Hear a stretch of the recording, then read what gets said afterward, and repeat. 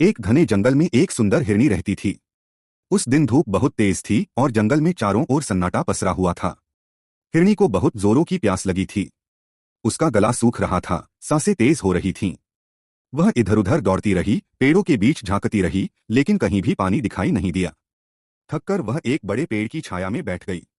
तभी उसके कानों में पानी के बहने की हल्की सी आवाज पड़ी। वह चौकन्नी हो गई। यह आवाज उसकी उम्मीद बन गई। बिना देर किए वह उस दिशा में दौड़ पड़ी। कुछ ही देर में उसके सामने एक बहुत बड़ी नदी दिखाई दी। नदी का साफ चमकता पानी देखकर हिरनी की आंखों में खुशी आ गई। उसने राहत की सांस ली और पानी पीने के लिए जैसे ही अपना सिर नीचे झुकाया, तभी उसकी दाईं ओर उसकी नजर पड़ी।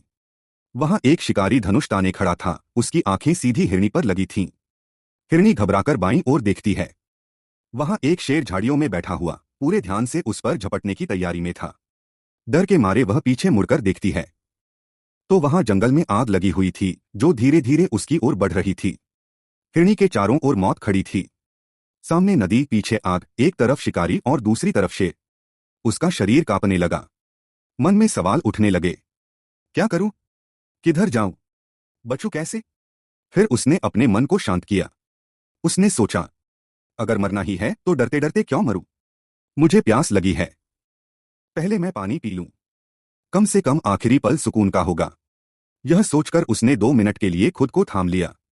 जैसे ही उसने पानी पीने के लिए सिर झुकाया, अचानक आसमान में काले बादल छा गए। तेज हवा चली और फिर मूसलाधार बारिश शुरू हो गई। बारिश के कारण शिकारी का निशाना चूक गया। शिकारी को देखकर शेर उस पर झपट पड़ा और जंगल के भीतर भाग गया।